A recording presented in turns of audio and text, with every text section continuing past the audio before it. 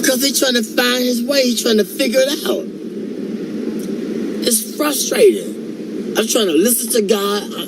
I got my own flesh and my pulling me here, my own desires, my family, my friends, all these things is distracting me from the truth, and it's difficult to give in, especially when you're young, man. But if you can go through it, you'll come out like gold. If I can go through the fire. They don't want to go through the fire. They want to get the lotto and go to Jamaica and the Bahamas and do their own selfish thing. But he said, if you wait till I exalt you, I give you the desires of your heart. But it's difficult to wait because everybody's in a hurry. Technology, it's fast. It's in a hurry. They're angry. They're frustrated. They ain't got time. They're on the cell phone. They want to text message you. Y'all in the same car. You going to text message him. He right there. You know what I'm saying? Everybody in a hurry. I don't know where they going, but when they get there, oh, they're going to be sorry. The faster you try to get there, that career, that money, and you're going to figure it out that, man, it was the journey. It was not the destination.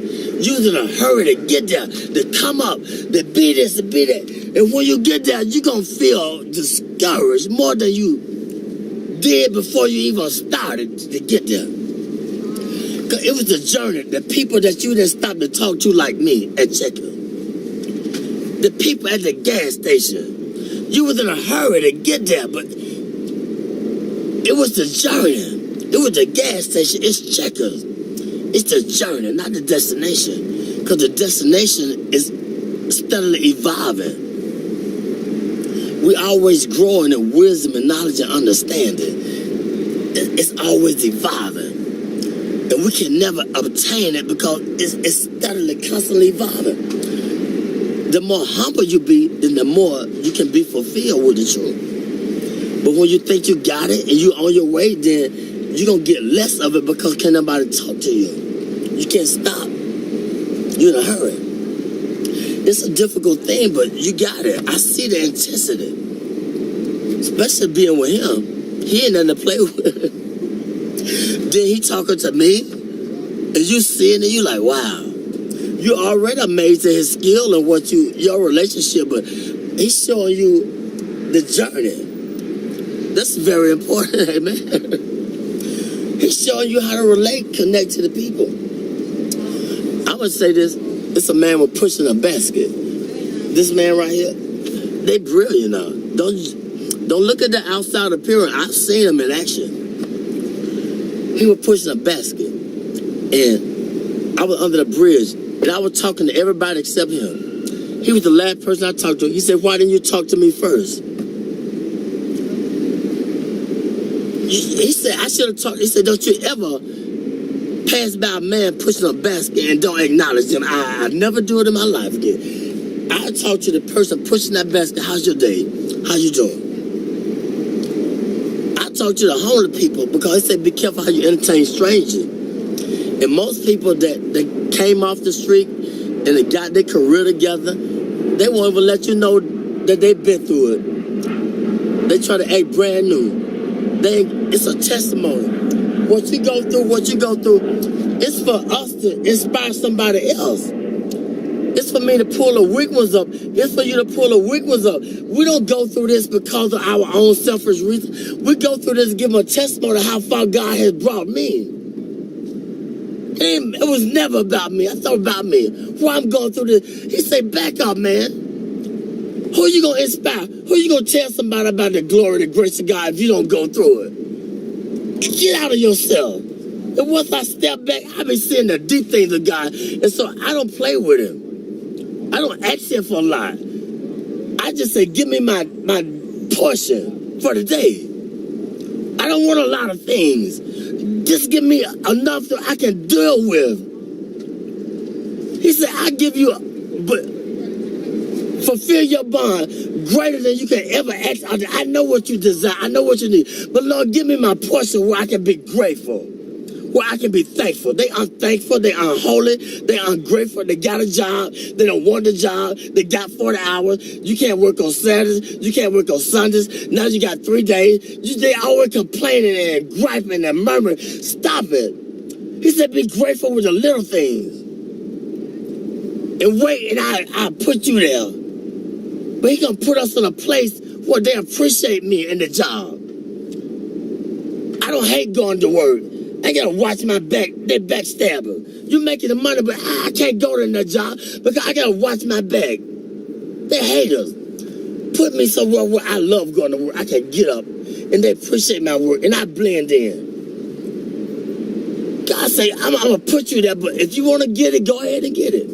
What do you think about haters? That's a part of the balance in life. They hate. They don't know why they hate. Tell them why they hating sometimes. They don't know they're hating. It's just standard thing. They get angry. He taught. Every way when he taught them. They hate. They don't even know why. Because they're nobody to teach them. They're nobody to take time to let them know why they're doing things they're doing. And that's the whole purpose of life. Let them know what they're doing wrong if you see it. I always knew I was doing wrong. What about when they showed me long suffering? What about when they forgave me, but I can't forgive him? He made a promise. I made a promise. I didn't fulfill it. They didn't go off on me. Well, I got to go off on him because he didn't fulfill his commitment. That's wrong. You got to teach. They don't know. The only God they know is through you, through your experience. They don't know about church because you can't go to church because it's a business. And all the church people, it's a clique, it's a club. And they done forgot about God. It's a business. Look here. It's just the world. Ain't nobody being bold and talking about God because don't pray in school, take the prayer out of school, all these things. It's the world. We're getting in a time where God is not popular no more. And if you talk about it, I don't believe in Jesus. I don't believe in God. I believe in this. I don't care what you believe in. Let my spirit speak for me. Let my action. But it was a time when I was just a hearer and not a doer. But it got to balance out. You got to go through the fire in order to be a doer too. You're going to be a hearer, then you're going to be a doer. But don't let people throw you off your journey. You can't beat nothing. It's between your relationship with God. They can't understand you all the time because you're trying to figure out your way. I'm trying to figure out my way. I can't prove nothing to them all the time. I don't need them to figure me out. All I got to do is just be patient and do what was in my ability, my boundaries. I don't need to outstep my boundaries. I ain't got to prove nothing to you. You didn't feel me? No. You can't gonna feel me. I can't put the expectation on you. I don't always feel me, understand me. So that's wrong. Be humble.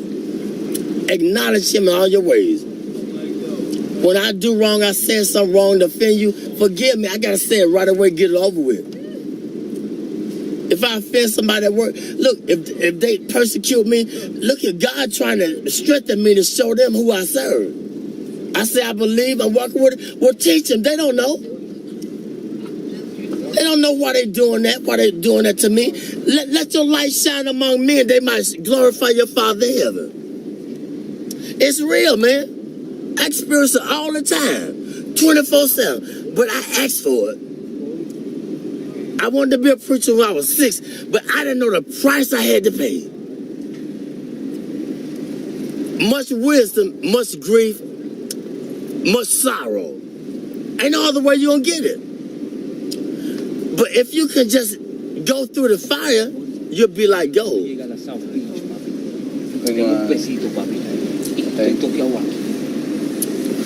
The first thing they do when you go to a pawn shop and take what they do? How do they determine if it's gold plated or what? What they do? What kind of test they take it through? When you take the jewelry to the pawn shop, how do they determine if it's real or fake? They put it through the acid test. They put the fire upon it. This is how we know if we're real or fake. We're going to go through the fire. You're going to have disagreement with each other, but it's okay. You're going to be friends, But if you have a disagreement, it's just a different agreement. That don't mean you ain't got to see him no more and talk to her or talk to her or whatever. I want to go to work. I don't want to go to work because they stressing me out on the job. You feel me? They ain't receiving me with my full potential. And I don't know why I don't want to go to work. I got to understand why. Why I don't want the job? Because something ain't right. And I got to acknowledge it. I ain't going to sell my soul for the job. God said, I'm trying to put you over here, or I'm trying to let them know through you, let your light shine. But I'm hating on them because they ain't feeling me. They don't understand me.